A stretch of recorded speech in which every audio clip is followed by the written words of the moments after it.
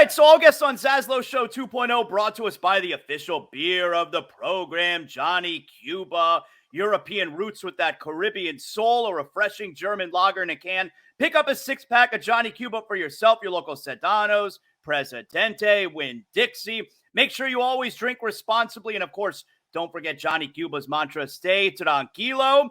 We are a couple days away from the tournament getting going for real. Obviously, tonight we got the opening round games. Myron Medcalf, Sunday mornings on ESPN, ESPN College Basketball Gameday. Joining us, Myron, thanks a lot for hanging out with us. And the first thing I want to ask you, I know you got some NIT action that you're doing this weekend. Yeah. Former coach, ESPN College Basketball analyst Tom Crean the other day, he was very passionate about some of these schools dropping out or not accepting invites to the NIT. Give me some thoughts there. Yeah, I'm working with Crean, actually, on the Minnesota Butler broadcasting NIT tonight. I mean, I thought it was spot on. I do think there's value in playing more games. I also think it's complicated. The transfer portal window opens the Monday before the tournament starts, which puts everybody in a tough spot.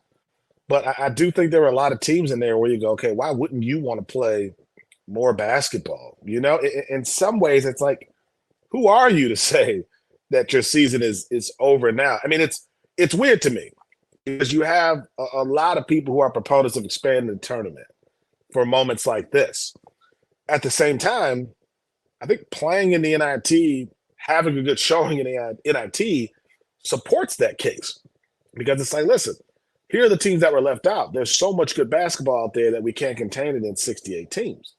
To just say you're not going to play, that feels like a misstep for some of those teams for sure. I mean, I know so many players around the world who played their last game on American TV and didn't realize it. And I know guys who get a chance to come back and play in, you know, the TBT, which is the tournament that happens on ESPN every summer, the 64-team deal for $1 million. The winning team gets $1 million. And you talk to those guys, and the number one thing they talk about is not the money. It's grandma can see me play for the first time in a decade. My big brother is here in the building for the first time in 5 years because I'm playing in Germany somewhere. So I just think you're missing out on some memories and some good opportunities to keep staying together as a team when you say no. You know, you mentioned the transfer portal, and Coach Larinaga down here at University of Miami, he spoke about this yesterday, how, I mean, his team's about to get gutted, that they're losing a bunch of guys, a bunch of turnover. You got a couple thousand kids who are going to be entering the transfer portal. Is this a mess? Is there anything to be done about this?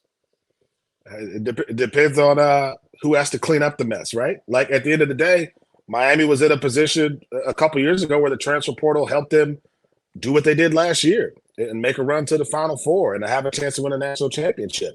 But it goes both ways. I think that's the challenge is I don't think we're having an honest conversation about the transfer portal. There's an easy way to shut down the transfer portal. And every coach in America, they could do it tomorrow. You want to hear my plan? How to shut it down? Okay. Yes. Every coach in America could agree that they're not taking any transfers. Right? If there was a culture established where you go, you know what, we don't take transfers. You know what? There wouldn't be anywhere for anyone to go. The problem is coaches are in the same game of trying to boost their teams and to get the most talent. So it's hard for me to hear coaches and ADs and presidents, when things are bad, say this is terrible. But then it's like, well, wait a minute. That guy from that other school saved your program a year ago, changed the fortunes of your program. So I don't know that we're having a genuine conversation. Is it wild and chaotic? Yes. Is it hard to wrap our arms around it? Yes. At the same time, it giveth and it taketh. And everybody in America is doing some giving, and everybody in America is trying to do some taking too. Let's talk a little bit about this tournament coming up starting on Thursday. You know, I know you mentioned it a few moments ago, how there are people who sometimes are proposing changes. We could do this, we could do that. We could expand the tournament. We see this all across sports, the NBA, the NFL, college football. I mean, college football just changed the playoff format before the new format has even taken place. So when we talk about changing things, It really feels to me, though, Myron, this NCAA tournament, it's pretty close to as perfect as things get in sports. Is there anything that needs changing? I wouldn't change it. I mean, I think it's a beautiful setup. I think the first four, which I've been to in Dayton, is a really cool thing because if you go to Dayton, first off, Dayton people love basketball. I mean, that Dayton Flyers community is one of the most passionate fan bases in America. So they fill up the building for the first four. I don't know that you need to go beyond that. I mean, I think it's perfect right now. The upset opportunities we get. I don't know that you can keep America's attention for a fourth week if you add an entire round to this thing. That's asking a lot. I think in the middle of baseball season, NBA, NFL draft is coming. Are we getting too greedy? It feels that way to me. At the same time, you mentioned college football expansion. Money is on the table. And not just money. Conferences are trying to survive. And to do that, you need money. And the NCAA tournament will add more money if they expand. So it will happen. But I don't love the idea of it. Who are one of the top seeds here, Myron, that you think got a really, really tough draw to the Final Four? I mean, I think the committee overall did a pretty good job. Let me just say that. I don't think this is a year where you can look around and go, okay, man, committee needs some work. Let's have 8 press conferences so 8 coaches can tell us how they got snubbed. But I think Houston, if you're Kelvin Sampson, who we talked to yesterday on our selection show, he's got a tough path. He's got to go through Kentucky. Duke is in that region. He's got to battle some really good teams. That Marquette team, which I think if they're healthy, they can beat anybody in America. So I think if you're Houston, you're like, "Ooh, we were a win away from being the number 1 overall seed probably."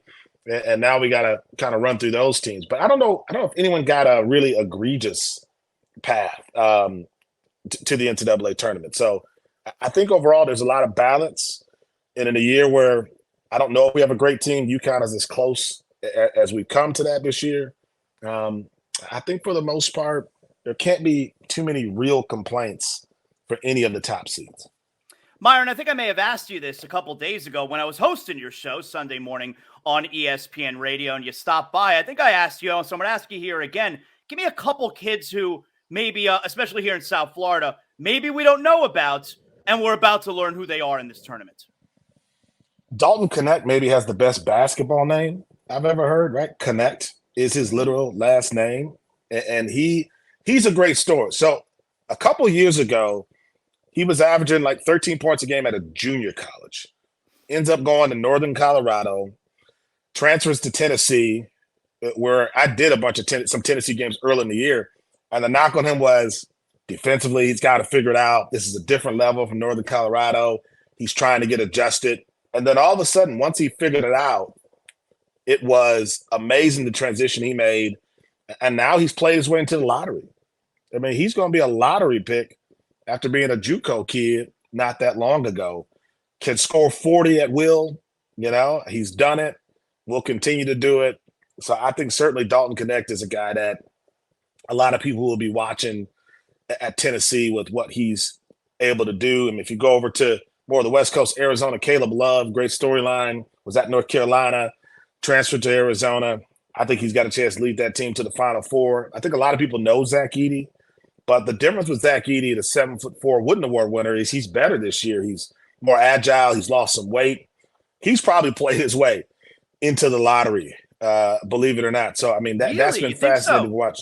Yeah. I mean, that's what all the NBA guys are saying. It's a weaker draft. And I do understand the questions of, like, where do you put him?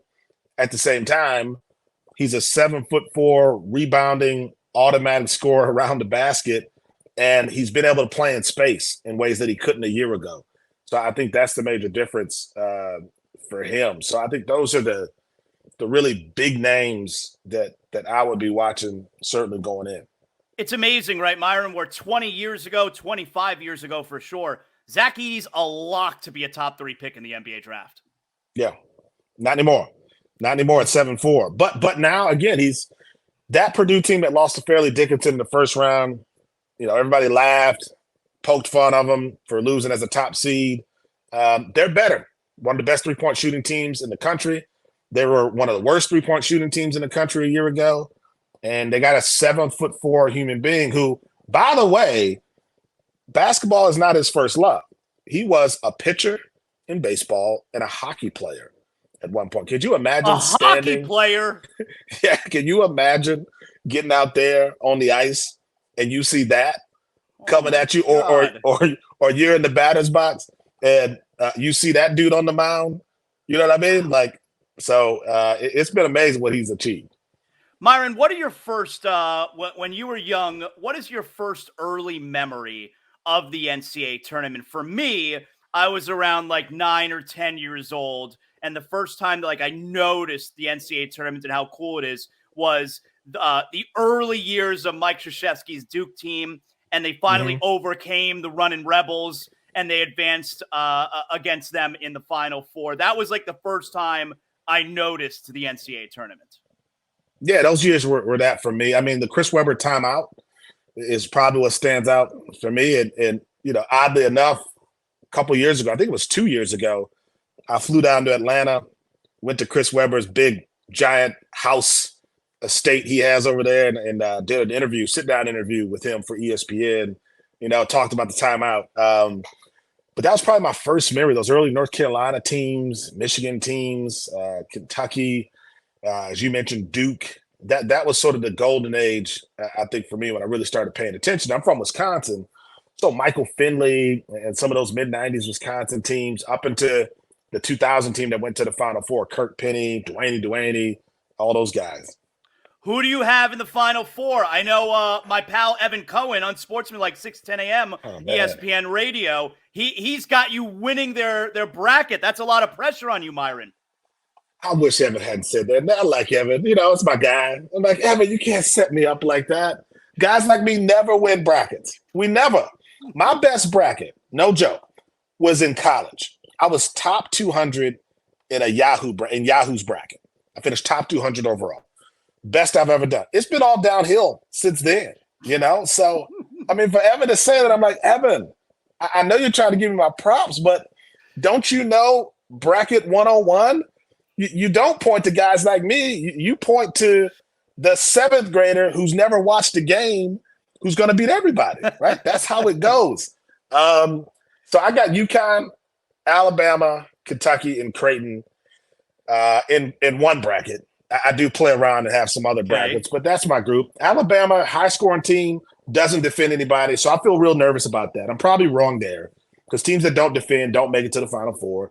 Same as Kentucky, as good as they are. Historically, teams that don't defend don't get to the Final Four, but I think their upside is so high in a vulnerable year where there isn't a great team outside of UConn. I'm picking them. Creighton gave UConn its worst loss, one of its worst losses under Dan Hurley a couple weeks back. I like their trio, Trey Alexander, Baylor Shireman, Ryan Kalkbrenner, and then UConn's UConn. So I think they're certainly the team to beat. Myron, excellent job. Tell everybody, I know you're working the NIT this weekend, and you also got games tonight, right? Yes, I'm working Butler, Minnesota, ESPNU, calling the game for the first time for ESPN. So I'm looking forward to that, man, with the great Tom Green. And then I'm doing sideline for the NIT and then the new tournament, the women's tournament, the WBIT. So I'm just trying to stay busy. For me, man, I try to average like 8.3 points per game for ESPN and make like 38% of my threes. Okay. And, you know, just keep getting the new deal off that. Like I want to be the glue guy at ESPN. That's what I try to be in basketball. You want to be a guy who impacts winning. Yeah, Miami culture. I am a Miami Heat culture guy for ESPN. Like I feel like that's what I am. You know, I think Spoelstra would like me. You know, if he were running ESPN, he would love me because I could do a lot of different things. Excellent job, Myron. Thanks for hanging out with us this morning. I appreciate it. Thanks for having me.